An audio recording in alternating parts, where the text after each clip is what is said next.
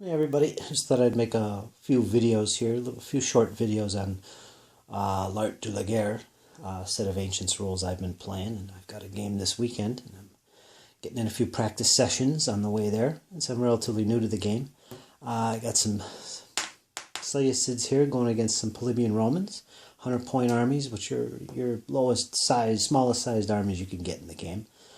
So it gives you an idea of how big they are. Each one of these is a separate unit.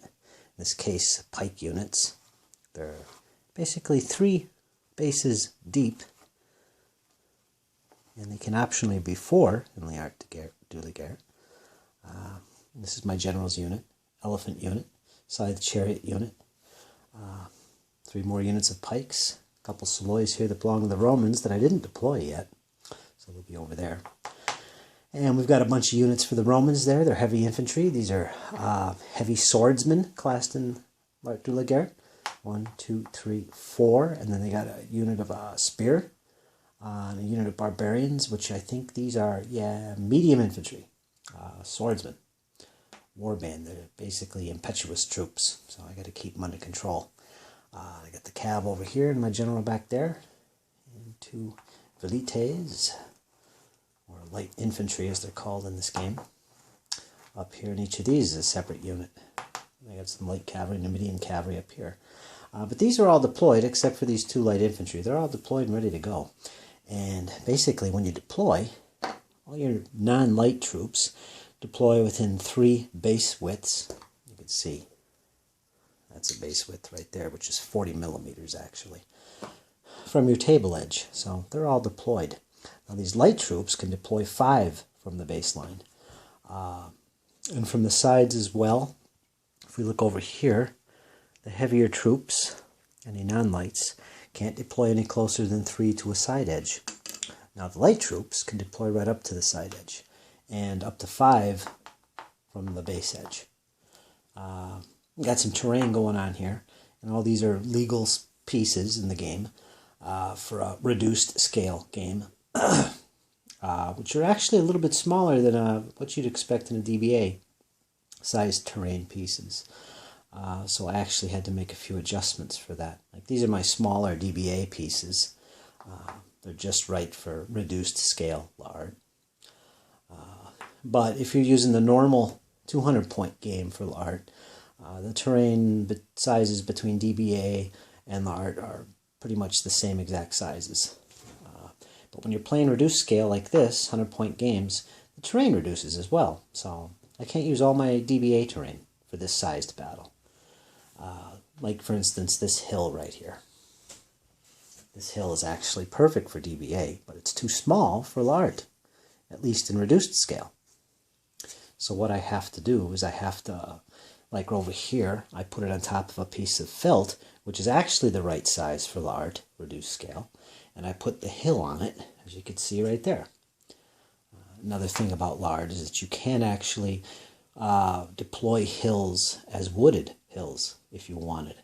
And that's an option, and it doesn't take away from your terrain selection. You can feel it as a normal hill or a wooded hill. So I chose a wooded hill. So for this game, this entire perimeter of this piece of brown felt is actually hilly terrain with a wood on top of it. So that's pretty nasty stuff going on there. So that's how it works. Now I'm going to get into the details of the actual gameplay and show you how troops move, how they fight, and how you resolve shooting, all that step by step. And this will be a short little series, but I hope it helps. You know, if you want to compare how the game plays to say DBA, this I hope will be a little bit helpful. But it's kind of an impromptu video, so excuse any mistakes I might make here and there, but I'll do the best I can. So if you have any questions about this series or this video, just ask me, especially about L'Art de la Guerre, and I'll do my best to answer them. So, okay, so this is the first part, my friend. That is deployment. And I guess in the next part, we're going to get right into the movement and command points, and then we'll go right into the combats and the shooting and see how that works. Okay, folks, I hope you enjoyed that, and stay tuned. There's going to be more to this little series. Thanks a lot. Right into it. First turn of the game. The attackers are the Romans, so they're going to go first. And the first thing we do during a player's turn is he takes care of his movement. After that is shooting, where both sides attempt to shoot at each other in an order determined by the active player, which in this case would be the Romans. And all the effects of that are simultaneous. At the end of shooting, any losses and routes or cohesion losses are taken into effect. After shooting is combat, and again, in the active player's choice, you resolve the combats one at a time, and all the effects of that are simultaneous. So they take effect at the end of the combat as well. After that becomes rout and pursuits are taken care of. And finally, we check for victory in case somebody's won the game. And then it switches to the other player. He does the same process. So that's a turn sequence. Very simple and straightforward. It's similar to DBA. So we're starting with the Romans. Let's see what they can do. The first thing you do is the commander, who is a competent commander. In other words, he adds +1 to his CP roll. And the CP roll is the first thing you do. That's the equivalent of pips in DBX. And it stands for command points. It's basically how many units you can do things with. It usually takes 1 CP to do something with a unit. Groups usually take 1 as well, but can cost extra CP if it includes certain troop types. So let's first roll his CP and see what he gets. Now he does get a +1 on this. That'll be totaled, and then the result will be halved, rounding up. The net result is the CPs. And he rolls a 1. Horrible roll. And we have +1 to that. Total is going to be 2. Halved is 1. Rounded up, and it's going to be 1. Surprise. So what we'll do here is we'll take one of these little yellow rubies to indicate his CPs. Easy to remember, but there it is on video. Okay, so he's got 1 CP. Now, just to show you how this works, we're going to move up those velites and try and get him close to the enemy. He's only got 1 CP for his army, so we'll take care of that right off the bat. Now, the velites, which are right here, there's 2 separate units. They are a group of 1 because they're perfectly lined up. They have a normal movement rate in open terrain of 3 unit distances, otherwise called UDs or UDs. And they're going to move their maximum of 3, and that's going to cost 1 CP. So let's do that. Put my little marker there. Put it like this so it's lined up properly. That'll be 2.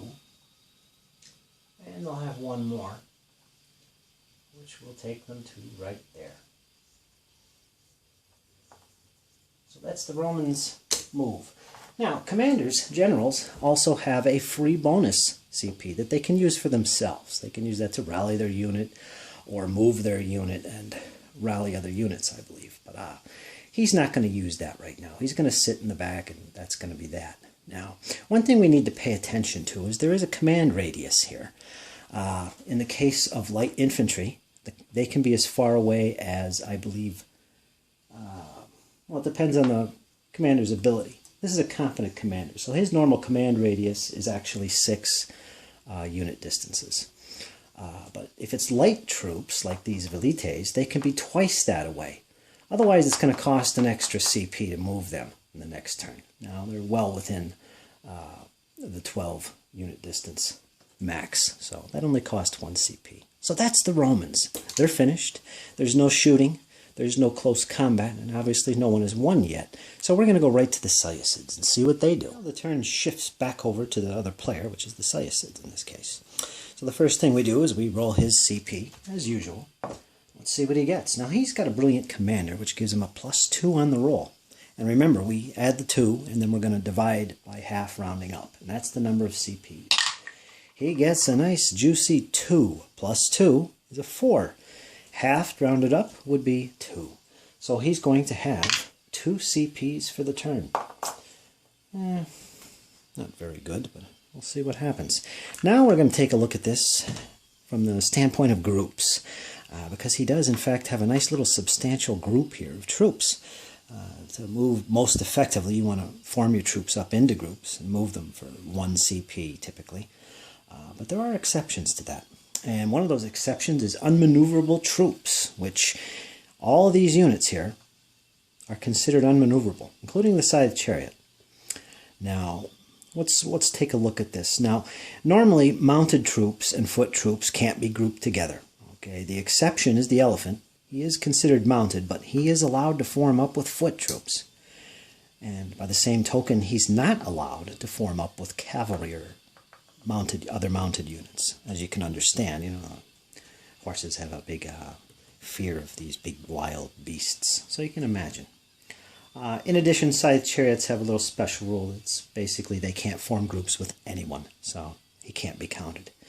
So looking at this, this is a group of 1, 2, 3, 4, 5 units with the elephant and 4 pike blocks. So I could move these guys as a group for 1 pip, normally.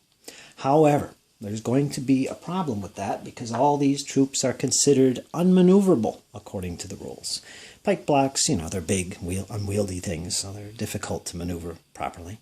Elephants, a little bit hard to control, so they usually are going to take a little bit more effort to command to get to do what you want. Now, how that rule works is that these unmaneuverable troops, if they do not move their full distance forward, either as a group or together, it will cost an additional CP to move them. Normally it's 1. In this case, if they didn't move their full, it would cost them 2. Now that also applies, or doesn't apply, if they move into contact with the enemy. So it would only cost 1 CP in that case, as they move into contact, regardless of the distance traveled. So I think we're going to do that. We're going to spend the 1 CP to move all these guys their full distance, which has to be at the rate of the slowest member. Now the elephants move 3. The heavy foot moves 2. So we've already got a problem already because now the elephant can't move his maximum, which means that's going to cost a CP if I include him in this group. So let's go ahead and move these guys to 2. Now this includes the elephant, remember. And that'll put them all the way up here. And I can just take my CPs off, which ends the turn. Well, not necessarily ends the turn, because if you remember, commanders have their own little bonus CP that they can use on themselves and the rally troops. So let's see if we want to use that or not. So there we go. He spent his 2 command points getting these guys forward into action. Let's try and push away those velites. Yeah, so he has his extra bonus here. He's going to use that CP to basically move forward. Not much. Maybe a UD and a half, and there he goes. He's all good. So that would conclude his part of the movement part of the turn. Next would be shooting, which there is none. If these velites were within 1 unit distant range, which would be like this, for this guy, he'd be able to shoot, which is not the case. They have a range of 1 UD with javelin. So that would end shooting, and there's no melee contact, no close combat. And obviously nobody's won. So now we can go to the next turn and repeat the whole process. We're going to start off with the Romans again. So that's movement in a nutshell, and let's see what happens next, folks. Maybe we can get some troops into action here. Okay, now we're going to go to turn 2, and of course the Romans are the attackers. So once again, we start off with our CP roll. The start of the Romans' turn. Let's see what they get. Now remember, they're going to add a +1 to this roll for the general being competent. So 3 + 1 is 4. Halved is 2. So they're going to get 2 CP for the turn. Now the first thing he wants to do, one thing he definitely wants to do, is try and get his main battle line forward so they could support their velites, among other things. So yeah, he's going to do that. Now again, we're talking about a group move here. They're all heavy foot. They're going to move 2 normally. And there's 1, 2, 3, 4, 5, including the spears, that make up that group. Now, they also have this unit of impetuous medium foot, which are basically the Gauls, the little Gaul allies there. These guys right here are impetuous. Now, what that means is that, like the elephants and scythe chariots over here with the Seleucids, these guys are unmaneuverable. So they're going to, this whole group, if they include the Gauls, are going to pay an extra CP just to be able to move forward as a group. So we got 2, and I don't want to pay that penalty right now because I've got something else up my sleeve. So what we're going to do is we're going to leave the Gauls behind, and we're just going to move forward this part of the group which is 5 units of heavy infantry, spearmen and swordsmen. And they move too in open terrain, so let's do that. And this will cost 1 CP. So we'll move the main battle line forward, just like so. The Romans are now on the move. We can get things done. These are their triarii, bringing up their right flank. As you can see, they avoided this rough terrain, which is good. It would have slowed them down. And again, we left the barbarians behind because it would cost us a little extra in CP because they are impetuous, which means they're hard to control. Okay, so that's 1 CP gone. Now we have 1 more CP, and what I want to do now is I want to move up my group of velites to get within range where they could chuck their javelins, which, as I told you before, is a range of 1 ud. So let's move them forward. They normally move 3. We don't want to move the full 3, of course. We want to move just far enough to get within range, which about 1.5 will do. Straightforward move. Nothing fancy here. And there we go. And that would be the other CP. Now, once again, the general also has his free bonus CP, and he's going to use that to move forward. Now, he's cavalry in this case. They normally move 4 in the open. He's just going to move 1, just enough to bring himself forward a little bit. And we'll double check the range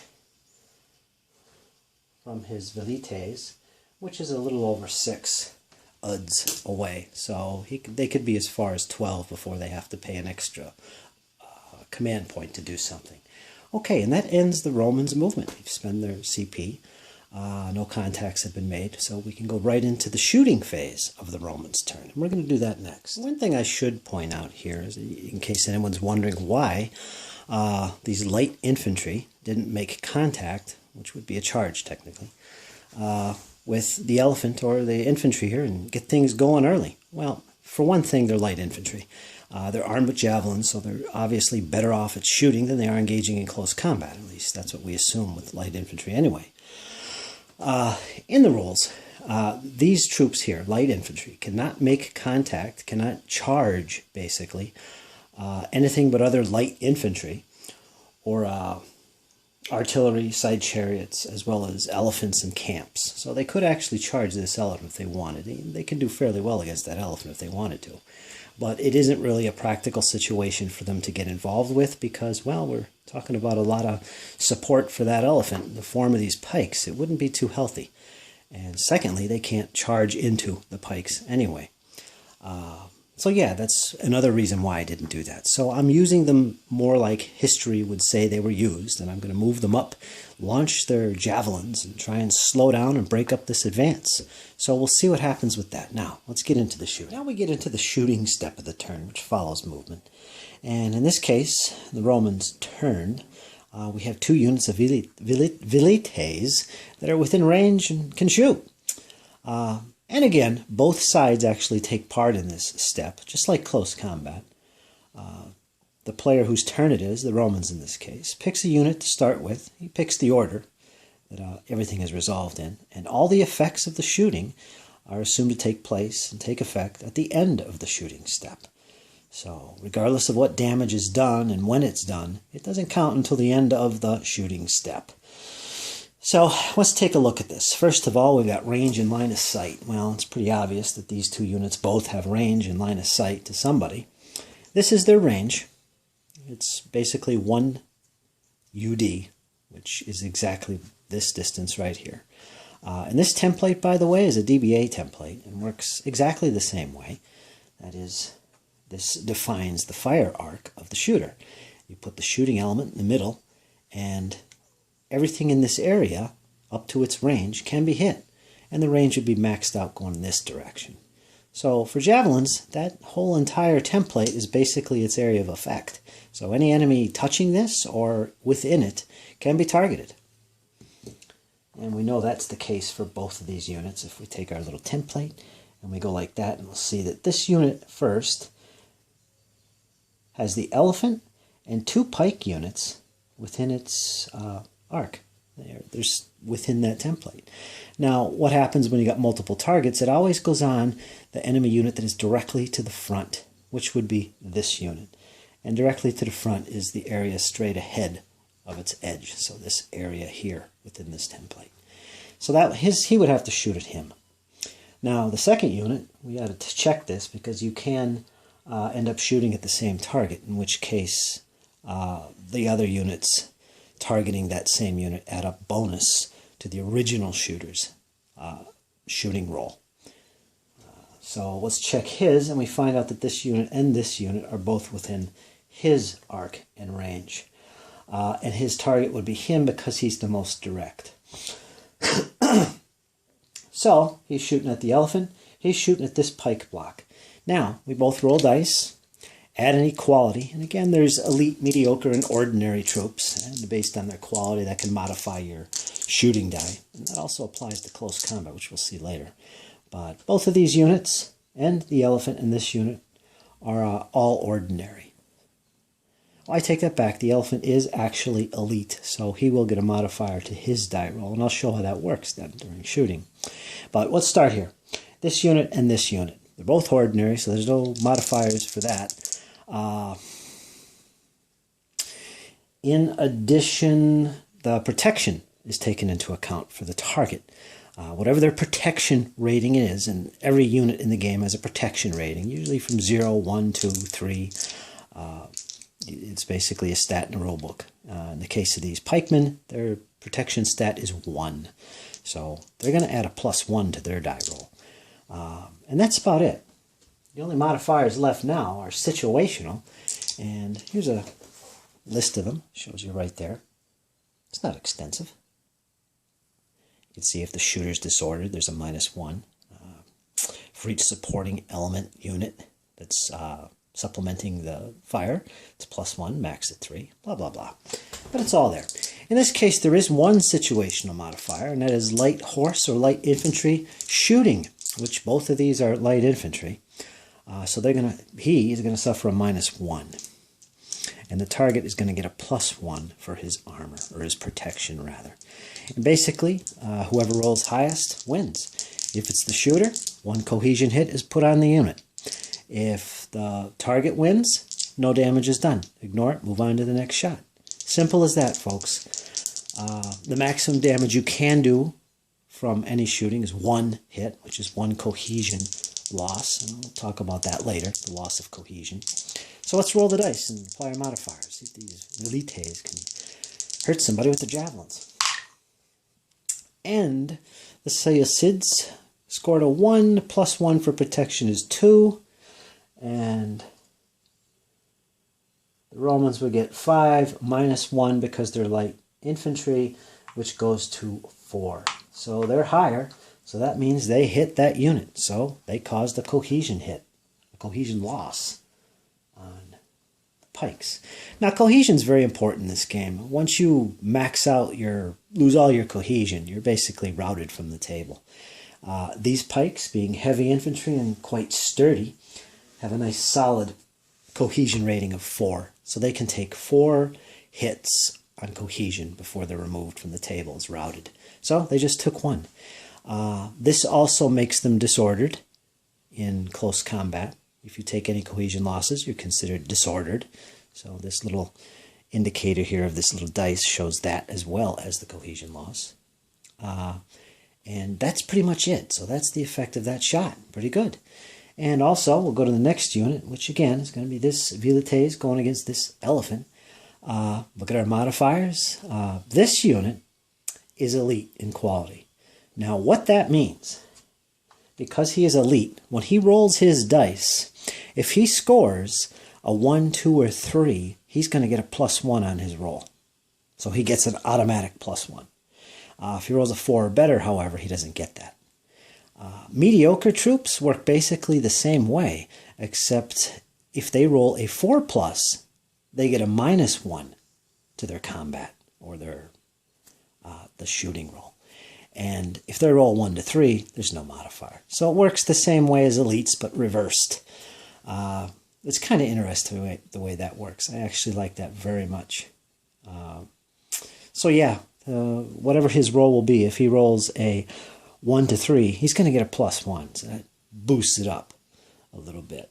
His protection is 0, however, so he doesn't have a modifier for that. But the shooter, again, light infantry shooting, suffers a -1. And he's ordinary quality. So it's a straight up die roll for the Romans, -1. And the elephant is a straight up roll, but if he rolls 1 to 3, he's going to get a +1 because he's elite. And protection for him is 0. So let's roll the dice. Same situation. Ooh, and the Romans score a 6 -1 is 5. And the elephant rolls a 5. Now he doesn't get his elite quality bonus here because he rolled 4 or better. So he's a straight up 5. It's a tie score, which means the Romans didn't do any damage because you have to beat the opponent's roll. So no cohesion hits on the elephant.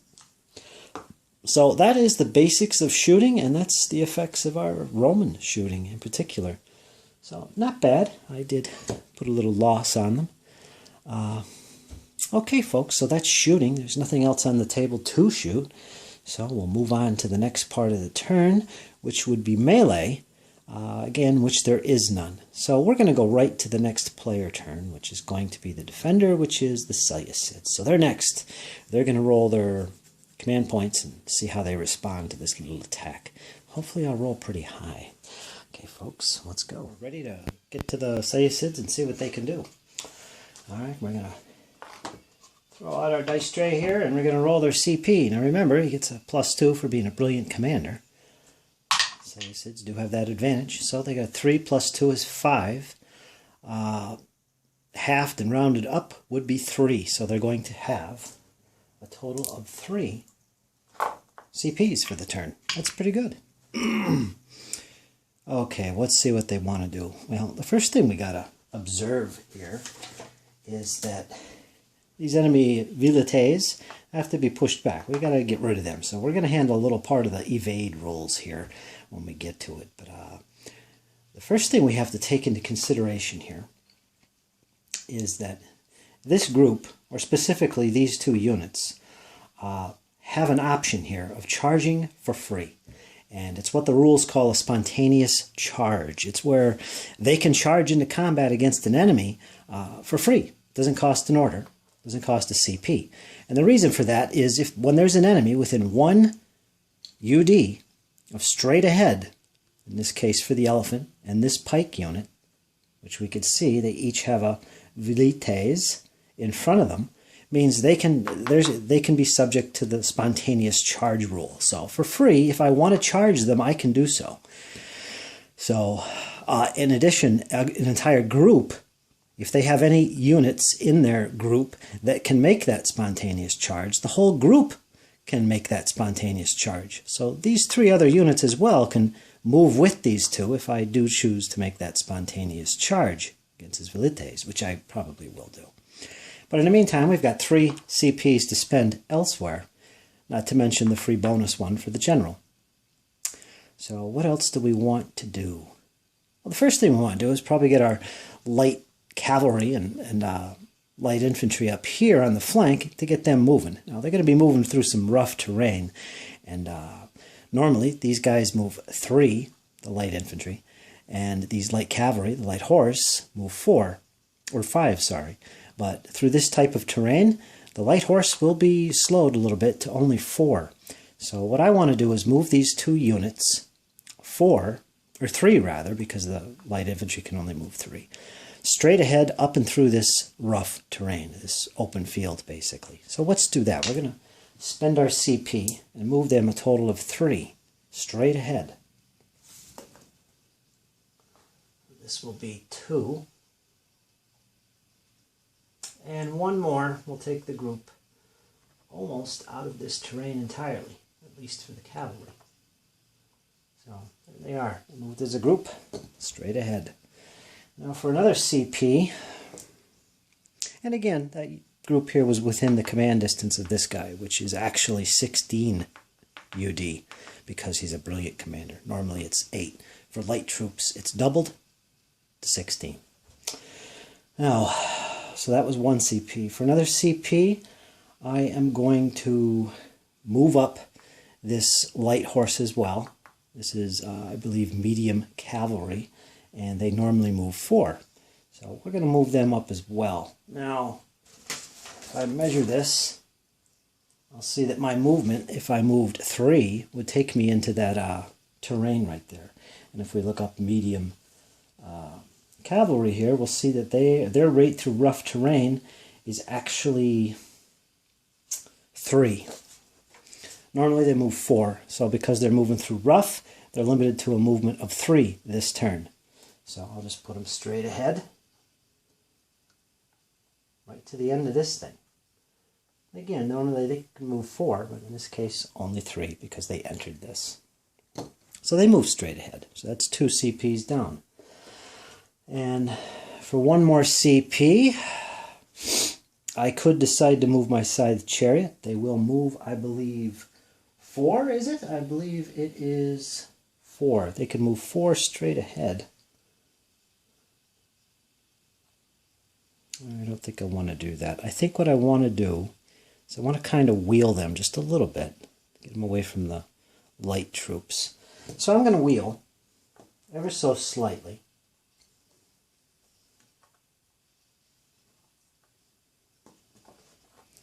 And that was about a half UD. And then I'll move him up. Now he has to move his full, or it's going to cost me an extra CP because he's an unmaneuverable troop type.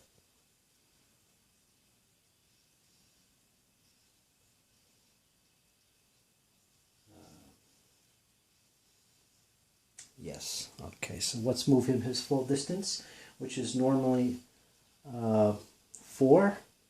Moved half, so we've got 3.5 left. That would take me up to here, and that would be 1, 2, 3, and my other half, a unit distance, I'm going to wheel just straight ahead. So that's his position right there. Now let's get to this charge and see what happens. Alright, first of all, we know that it's a spontaneous charge. It can be done for free. This whole group is going to do it, so they're going to be able to move their maximum distance into contact.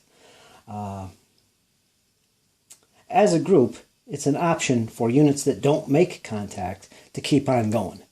But we're going to have a little evade here, so I don't think there's going to be any contact at all.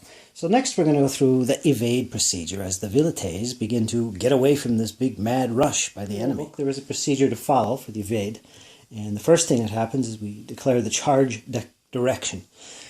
In this case, the charge is going to be straight ahead. There's no turns or anything. And if there was any wields or shifting before the charge, which the rules allow you to do, I would do that now. And then once that is complete, that straight line movement for the charge itself is indicated perhaps with a little ruler like I have, which indicates the direction. Just a little reminder to the opponent that, hey, if you want to evade, here's the direction I'm going, straight ahead. So I'm not going to make any special moves except straight ahead for the entire group. And I'm going to put my ruler there pointing in that direction because that's the way I'm going. Once that's decided, the next thing we determine is the evader's orientation to the enemy charge, which in this case, normally what would happen is they would about face and head in that direction. But light infantry in this case don't have to do that because they're like the only troops in the game that can about face for free. So basically the effect of that is that they can retreat facing the enemy. They can evade facing the enemy. And it's free, it doesn't cost anything. So I'm going to keep them facing in that direction. Next thing you do is to see if that evade move is going to be blocked by anything, like other units that can't interpenetrate, impassable terrain, etc. And there's special rules on how to maneuver around those units if possible. That's not the case in this situation. The next step is to check the evade move direction, which we did. If I want, I could change it. Like for instance, if the chargers were actually wheeled and we're going to charge in that direction, and that was their direction they were going, I can, as an option, instead of about facing and going in that direction with my evade, I have the option of going in the direction they're going which would be this way. If I chose that, I would be able to maneuver to that direction and go that way.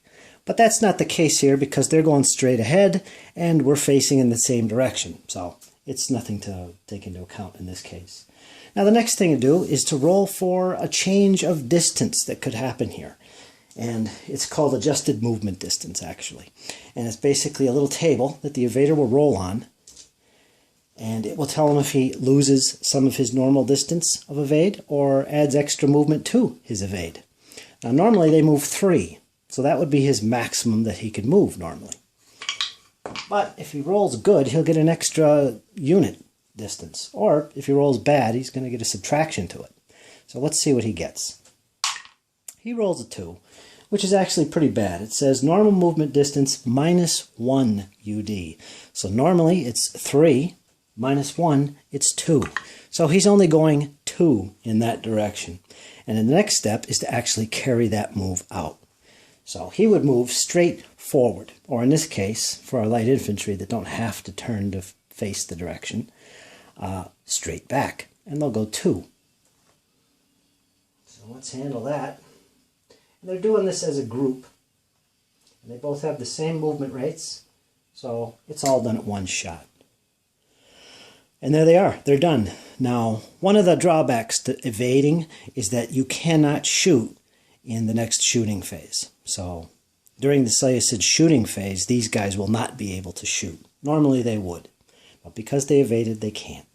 Now, the next thing we do is we check and move the chargers. Now, remember, these guys move a maximum of 3, and these guys move a maximum of 2. So that's their charge distances. During a charge, it is possible for units to break apart and move even further. The first thing we're going to do is we're going to move these guys. And we do that by rolling a dice, just like we did for the evading light infantry, to see if they get a bonus to their movement distance or a reduction to their movement distance. Now, it'll be a d6. Let's see what the Seleucids get. They get a 3, which means no change to their movement distance. So all the units here will move their maximum. Now, there is an option if it's obvious you can't reach the enemy. Mounted troops can stop after moving 2 unit distances. Foot units can stop after moving 1. So even though these guys have a maximum of 2, I know I can't reach them, so I could stop after moving 1 instead of moving the full 2.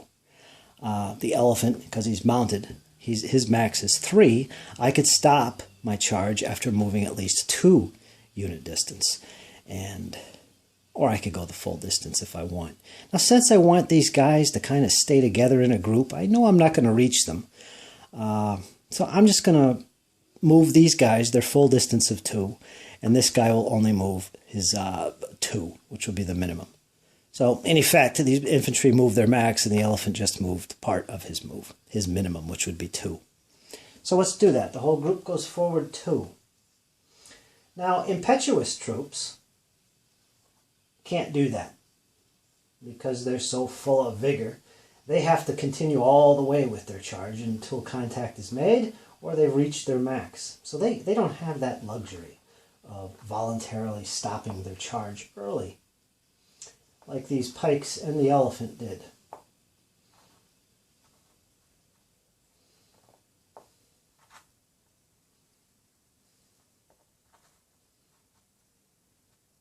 Now you would think that the elephant, because he didn't move his full distance forward, it would cost a CP extra. But that's something to think about, because I haven't really looked at that in the rules. I'll have to look at that. But because this is a spontaneous charge, and that elephant was part of that spontaneous charge, he doesn't have to move his full distance, and its spontaneous charge is free. I have to look into the rules on that. That might have actually cost CP to do that move, stopping early. But no, that's good enough as it is. It's a spontaneous charge. They stopped early. Their intent was to get into contact. They didn't. They pulled back. For our intents and purposes, that's good enough. And finally, he still has his CP that he can use on himself. And what he's going to do is he's just going to move a little bit forward to keep his troops in order. So he's going to go ahead too. And one thing you have to keep in mind is routes. When a unit loses its last cohesion point, it's routed, which is done at the end of that melee combat or shooting, whenever he took it. And what they do when they rout is you check immediately behind, directly behind the unit that's routing. The distance of 1 unit distance is considered the route area. Like this would be right here, if this unit routed, this space in here. Any friends in there will immediately take a cohesion hit. So you don't want, in this case, I don't want my general right up behind them, at least once the melee starts, in case one of my units routes.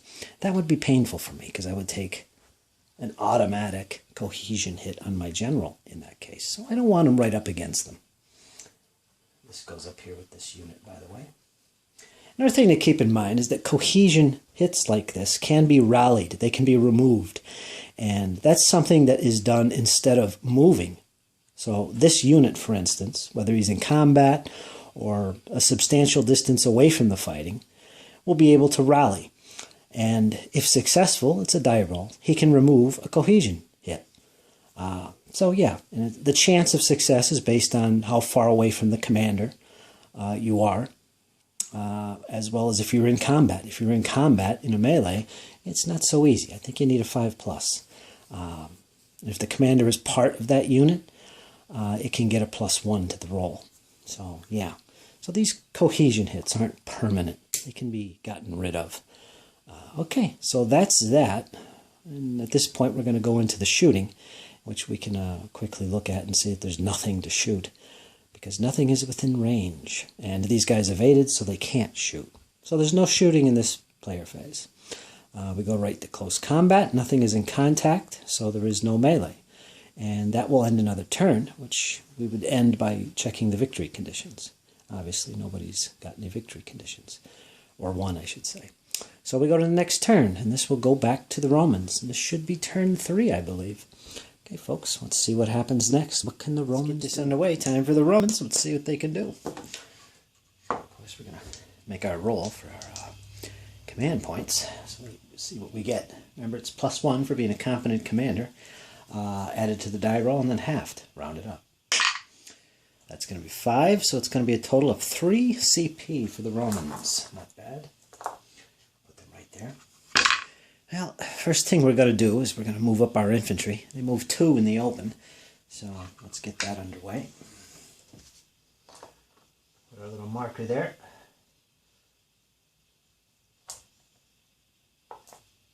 That'll put me just behind my my light infantry, so I'm not going to move the full 2 because I don't want to interpenetrate them or anything. I want them to stay where they're at and shoot their javelins. So right here is going to be fine, and we're going to be right outside of the threat zone of the enemy, and we will not provoke a spontaneous charge like we did. But unfortunately, the light infantry, unless I move them out of there, will continue to cause that spontaneous charge to apply. So that's 1 CP right there. Alright, we're going to leave the light infantry there. I'm not too concerned about the enemy charging me, because I do want to shoot them javelins at least 1 more. We can interpenetrate our heavy infantry without problem. Now, next CP, I want to move up my cavalry. It's over here on the Roman left. They move 4 normally in the open. First thing I want to do is just move a little bit forward. I don't think I want to move the full distance. Just enough to cause a little bit of concern from those lights, so they don't come rushing too quickly on the Roman flank. So that's a 2nd CP. I got 1 left.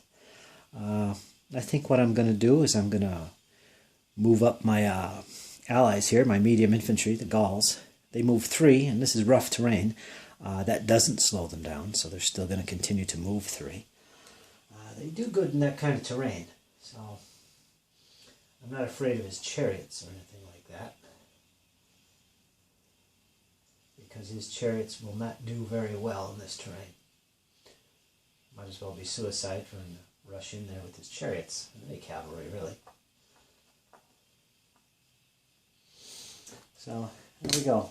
I got one more CP for my commander, which he can use to move. And basically I'm just going to move forward. He moves 4 for medium cav. I'm just going to move 2. That'll put him right there, nice little central position.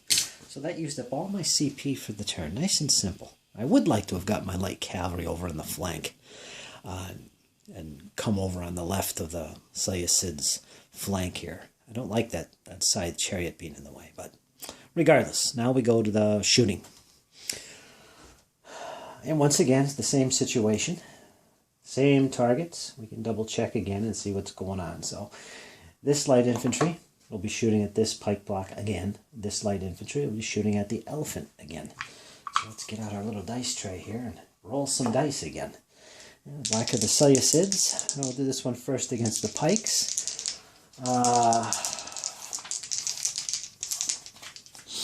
And let me see. First thing we got here is that the light infantry will suffer the -1 penalty, of course. Quality is ordinary for both the pikes and the velites. So it's just straight die rolls. The protection of the pikes, if you remember, was 1. So they're going to get a +1. The velites are going to get a -1.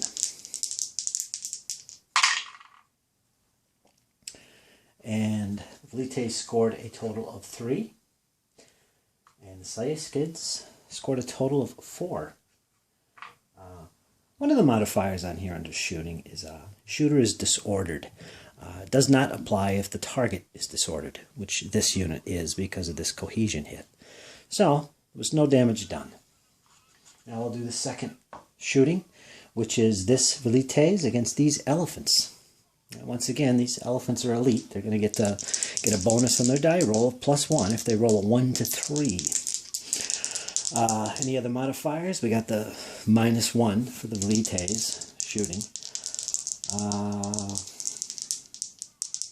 I believe that's it.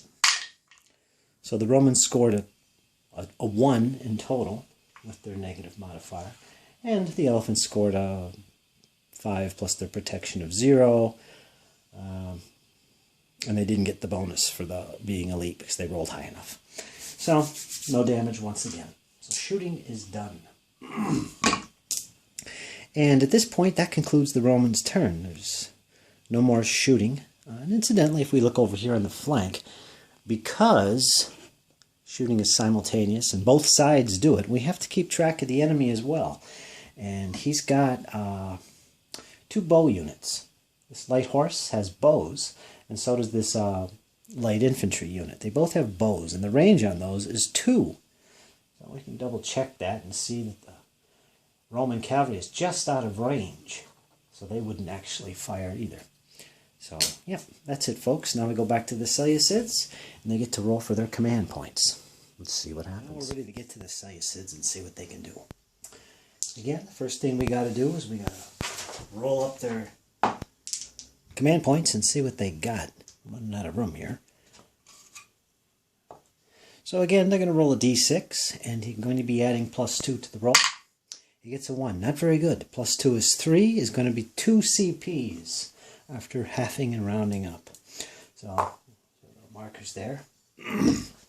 So the first thing we want to make sure we do is let's go for it and see what happens with this melee here. We're gonna use this group here, including the elephant and all the pikes, to make a charge, a spontaneous charge, because the elephant and this unit of pikes are within 1 UD of this unit here, so they can make a spontaneous charge for free. And these guys are all a group, so I'm going to keep them as a group and have the whole thing benefit from that. So that's not going to cost me any CPs right off the bat. So I'm going to do that for sure. That'll probably chase off the velites, and we'll make contact by continuing the charge into the Roman battle line. Other than that, I might do something on the right with the light cavalry and light infantry coming out of that little field there. I do have cavalry coming up to support them. Got to get them out of there. The cavalry's slowed down to 3. Normally they move 4, so I'm going to do something there. So the first thing we're going to do is we're going to take care of this charge. Now this is a spontaneous charge, and we're going to go through the whole evade procedure because The velites are going to have to evade, really, to survive. One of the rules in this game is that light infantry are destroyed automatically if contacted by, for example, heavy infantry. Not against elephants, however. They're actually pretty decent against elephants. They won't quick kill them, as I'd like to call it. But yeah, they're going to have to evade. So I'm not going to wheel. I'm not going to make any changes. Well, the first thing I would do, of course, is to put my little arrow marker, if that means anything. We're just going to charge straight ahead, and it'll be a flat contact. And the velites are going to evade. So again, they don't have to turn and do an about face because, you know, they have that free about face they can do for nothing. So they're going to keep their facing and just go straight back. So there's nothing preventing that. So we'll just roll on the table to see if they get any extra movement. Normally they move 3, and that tells us that they deduct 1. So they're only moving 2 to make this evade move. Now they can interpenetrate. That would take them to about here.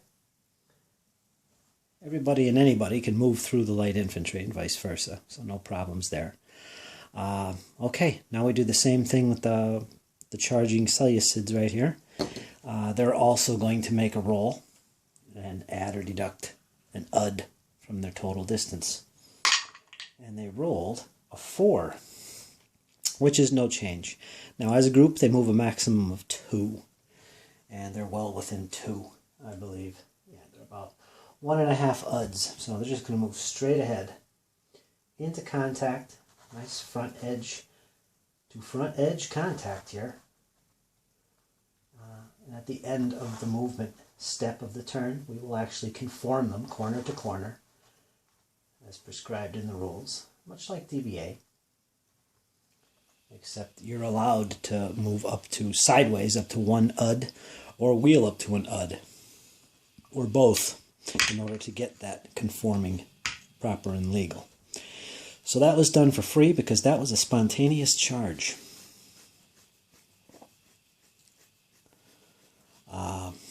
Okay, now we're going to hustle this up. That's a cohesion loss. And that unit is also considered disordered because of that. Now the next thing to do, I've got 2 points here. I'm going to, I'm not going to do anything with my commander here, but I am going to mess around with this group over here. Try and get that cavalry up. First thing I'm going to do is I'm going to move these guys a little bit forward. Not much, just a straightforward move. I don't have to measure it. And then I want these guys, they move 3, and I want them to wheel. Get this out of the way. I want them to wheel 1 so I can get around the side. So that's 1. And then I want to move, let's see, at least another one. Probably another half to here. And then I'm going to wheel the rest of my move 1/2 distance the other direction. 1/2 an ud, which is right about there. And not exactly a perfect move, but you get the idea of what I'm trying to accomplish. So he's done, and that cost 1 CP.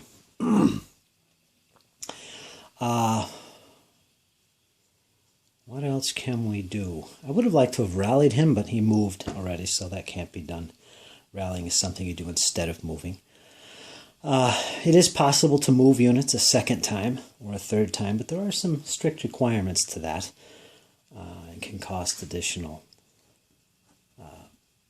CPs. I'm not going to do that right now. And just to show you what else can be done with an advance move, which is a straightforward move, there is a rule that allows you to step a slide, they call it, up to 1 unit distance to the left or right, as long as you move at least 1 UD forward. So let's do that just for the hell of it. I'm going to take that move here. He's going to move 1 forward, and with that he's also going to slide about that far.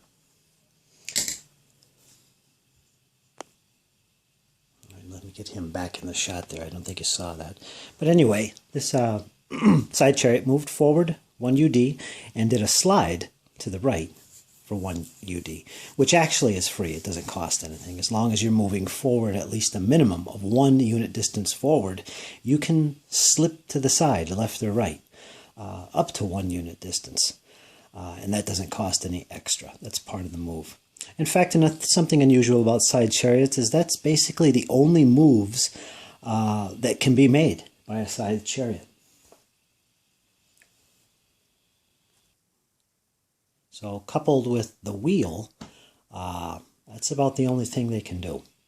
So they're pretty restricted in their choice of actions they can do. Okay, we're just going to end it there and get right to the combat. I do have a couple more CPs I could have spent. One that I rolled and one for my commander. But no. So we'll finish the movement, and what we do now is we conform units that aren't lined up perfectly. And we're going to do that. And you always line up to the unit you're mostly in, so it's usually pretty obvious. So this whole battle line is going to shift to the left. And something else that needs to be mentioned here is that the only one who actually conforms is the phasing player, which in this case is the Seleucids. So the Romans won't actually do any conforming here. It's actually the Seleucids, because they're the phasing player. They're the ones that have to do the conforming. And there is exceptions to that here and there, I believe, unless I'm thinking DBA. But it's all in the rule book, my friends, all in the rule book. So at this point, the movement comes to an end, and we go into the shooting phase. Of course, our evaders, our Romans, can't shoot. They don't have a target anyway. But there will be shooting up here. And we're going to take care of that next. Let's take a little zoom in here so we can see a little bit of the details. In this case, we have a little bit of a different situation for the shooters. Let's take a look at the light horse. Now, both of these units are armed with bows, so their range is maximum 2 UD. So first of all, let's look at the light cav. And we take this is our little template, center it on him, and that's his arc of fire. And it extends this way 2 UD, which would be about to that distance. So these guys are definitely within that area, as you can see. No other targets. Now, if we look at the light infantry here, we got to look at them right away, because they can also shoot, and they will be shooting at the same target as the light horse. So what happens here is this unit here will be the shooter. It will be shooting at the Romans. This unit here of light infantry will be supporting them. And they're going to be, how that works is this guy here will have a +1 because of them helping them shoot. So it's kind of like a support in close combat in a way. If you're familiar with DBA or any of the DBX games, it's a very similar situation in how support during shooting works. So both sides will roll their dice. Let me back up here a little bit. Both sides are going to roll their dice once again, and the light horse will get a +1 for the support. Both units, all units concerned, are ordinary. So there's no modifiers for quality between the Romans and the light horse. Protection of the Romans is 0, so they're not going to get a bonus for their protection. So really the only modifier here is light horse has a -1, +1 for support.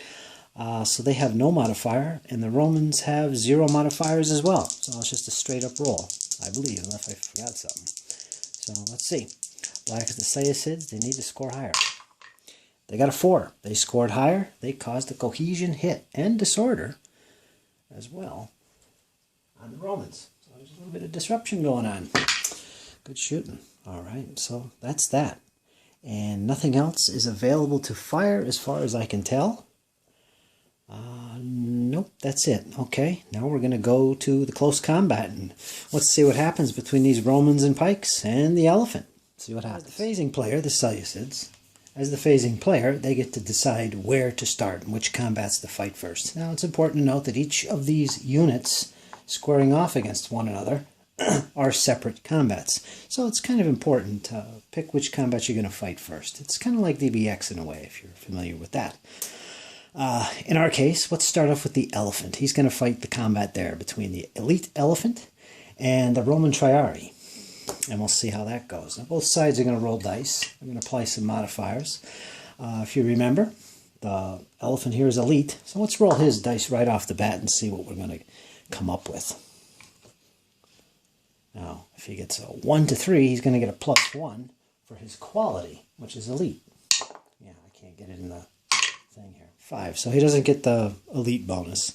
So he's at a 5 so far. Now he gets a +1 versus everybody. So that's going to be, except mounted. Mounted enemies, he gets a +2. So he's fighting foot. He's going to get a +1. So put that right there. And in addition to that, in the first round of fighting, he's going to get a +1 for impetus. Now, he doesn't get impetus against certain troop types, like lighter troops, but he does against the spears. However, spears typically, if they receive a charge from the front, do cancel mounted troops' impetus, and the elephant's mounted. However, that excludes the elephant. That's how nasty the elephant can be. So the elephant retains his impetus bonus of +1 for the first round only. So he's at +2 right now. Now let's see what the Romans get. There's no other modifiers that apply here, by the way. And things like flank attack or certain types of terrain, or if you're disordered, or etc. I'll make sure I got everything here. Yeah, that's it. So basically, the Romans are going to roll their d6, and they're going to add their basic factor of +1, which is based on their unit type. Heavy spearmen, it says +2 versus light medium infantry in the open, or versus light horse. Otherwise, +1 versus all. So they'll add a +1 in this situation. They roll a 6, they get a +1 for their basic factor. In addition to that, let me see here, they are elite as well, but they rolled above 4, so they're not going to get a +1 for that. They're already high enough. Outside of that, support factors, basic factors, blah, blah, nothing else. Now, they do usually have impact against mounted enemies, which is the elephant. However, they don't get it against the elephant, if you remember. So they're not going to get impact during this initial combat here. So they're stuck with just a +1. So now we compare the rolls. We got 7 for the Seleucids going against 7 for the Romans. So we're at a tie. So the first thing you do is you compare the differences between them. It's basically a standoff. Neither side gained advantage and nothing happens, basically. One thing to note here is the fact that once units are engaged like this in melee, they're stuck like that, except for a few certain troop types and situations, like cavalry, if their opponent is slower. They can make a disengage move, and that's pretty much the only way you get out of combat. So it's pretty much all or nothing once you make contact and it has begun. Fortunately, you can attempt to rally troops engaged in melee, so that could help the longevity of a certain unit. Okay, now we're going to go to the next combat. That's done. And we'll do the same thing once again. Now in this case, let's see, we'll go here with this unit here that's disordered. So we're going to have pikes going against heavy swordsmen or heavy infantry. So let's start off with the pikes. They are going to get a +2 right off the bat. That's their base factor. So they're going to roll their dice and add +2. They're not elite, they're just ordinary Seleucids. So 3. They're going to get a +2 as their base factor. Any other modifiers for support? There is none. Nothing for quality, as I said. There is disorder, and that is a -1. So unfortunately, they're going to drop. And it doesn't matter how many cohesion hits they've taken. If there's cohesion hits, you're disordered, period. It's just a simple -1 to the roll. And there's no flank attacks or anything like that, or terrain involved here, or presence of a general, etc. So that's the modifier, 3 + 1. The Romans will do likewise. They're going to be adding +1 as their base factor, but they do have impetus when they're charged from the front against these pikes. So they will get an additional +1. So they're going to get a total of +2. There's no other modifiers. So they're going to be at 6. And the Seleucids are going to be at 4. So they lost. Now the first thing we do is find out, well, the first thing you do is decide who's lost. And in this case, it's going to be the Seleucids. They lost. And by how much? Well, the difference here tells us. We've got 4 against 6. So they lost by 2. So if we look at our chart here, we look up the difference, it's going to result in a loss of 1 cohesion point. If you lose by 1 to 2 points, you lose 1 cohesion. If you lose by 3 or 4, you lose 2 cohesion. If you lose by 5 or 6, you lose 3 cohesion. And if the difference is 7 or more, you're routed, which is not good. So the Seleucids just took 2 more. Or 1 more, sorry. So they're at 2 cohesion loss. And their cohesion rating, I believe, is 4. So they're halfway there, my friends. Now we'll go to the next combat. And it's basically exactly the same thing. The Romans will get +2, which is impact, as well as their base factor. And the Seleucids will get +2 as well for just their base factor. They don't suffer for being disordered. So it's going to be straight up +2 on both these rolls. So the Seleucids get it. Or they lost, actually. They lost by 1, which means they take 1 cohesion loss. And you could follow along on the play sheet if you do have it, or in the rule book. The next combat, same exact thing, +2 for both sides. And we get a Romans got a 1 + 2 is 3 against a 5 for the Seleucids. So the Romans lost this time. Now here's something interesting. They lost by 2. As you can tell by the die roll, the Romans. Now the Romans have armor. If you look through your rules, you'll see that there's 3 classifications for armor. There's no armor, there's armor, and then there's heavy armor. Well, these Romans have what's called armor. And how that works in melee is if they lose the combat, which they did, they lost by 2 in this case, they get to add a +1 to the die that was rolled. So instead of losing this combat by 2, they would have lost by 1, as you can see. So that can make a difference in a melee. A difference between how many cohesion hits you'll actually take. But in this case, it doesn't change at all because they still lost by 1 to 2 points, which is in both cases a -1 cohesion. So the Romans took a hit there. So there they go. And we got one more combat. Now in this case, same situation, except this unit is elite. This pike block is elite. So if they roll 1 to 3, they're going to get an additional +1. Otherwise, same modifiers apply. +2 for both sides. And the Seleucids will not get the extra +1 for being elite. So it's a score of 7 for the Seleucids, going against a 6 for the Romans. So the Romans lost again. And here's where that little armor kicks in. Because they lost, they get to add +1 for having better armor than the opponent. I forgot to mention that before, but what you do is you compare the armor of both opponents. The Seleucids do not have armor at all, so they're no armor. If the loser of the combat has better armor, in this case armor for the Romans, they get a 1 added to the die result, which will be the case here. So the Romans scored 6, add 1.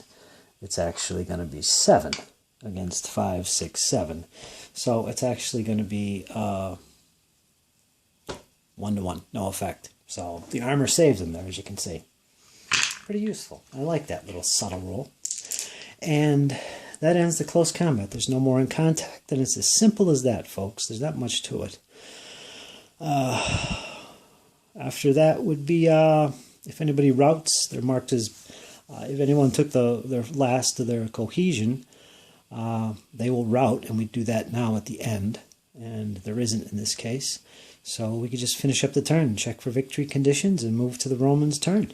So that's melee, my friends. So I think what I'll do at this point is maybe jump ahead a couple turns or so in this game and come back and show you another situation involving the melee, and to show you how the battle's going too, because this is actually a little game going on. All right, folks, I'll be back. Had a few more turns go by, and the battle has ended. And it turned out to be a Roman victory. I think they won by, well, let's see. Let me go over the victory conditions, how you win the game. Well, usually how it works is both armies have what's called a demoralization value. And it's basically a total of the number of units in your army, basically. Each unit counts as 1. And once that total is exceeded, in unit losses, equal or exceeded, your army is demoralized and leaves the battle. It could happen to both armies in the same turn, and it's checked at the end of every player's turn. So let's count and see what we got. Let's take a look at the Romans now. Each unit that is disordered or has received any cohesion hits counts as 1 toward your DV total. So we see the Romans here with the red dice have a total of 1, 2, 3 disordered units. So that's 3 points towards their DV. Now as far as losses, if we look at the losses over here, we see the Romans have also lost 1, 2, 3, 4 units, including the Triarii. Too bad. And each one of these counts as 2 points towards your DV. So 2, 4, 6, 8. Plus the 3 disordered is 11. 11 points towards their DV. Now what is their DV? In this case it's 12. So they were 1 point away from being demoralized and having to leave the battle. But they did win. And let's take a look at the Seleucids. Now, their DV for their army was only 10, a little bit less. They scored disorder here on 2 units, the pike block and these light infantry. So that's 2 points. These each count as 1 towards that DV. So that's 2.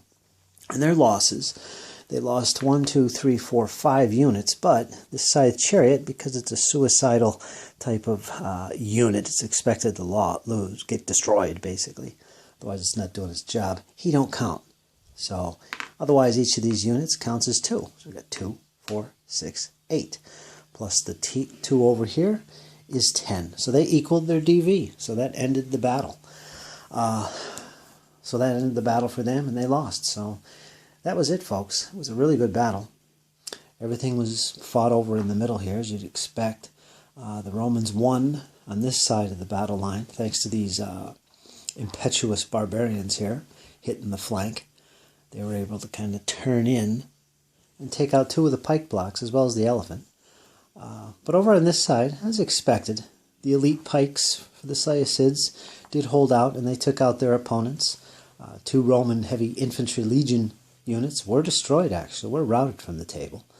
And all that stands now is just these 2 pike blocks, some light infantry, and down here by the camp, the general for the Romans did make an attack on these light infantry, or the light horse, actually, the Seleucids. They evaded back to their camp, which they can't enter, so they stopped their evade there. So that was it, folks. It was actually pretty close, but it's a simple little battle. Considered a 100-point game. It's pretty much like DBA, flows a lot like it.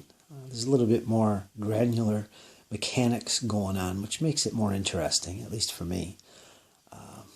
Didn't do anything with my Numidian light horse up here, just didn't have the CP.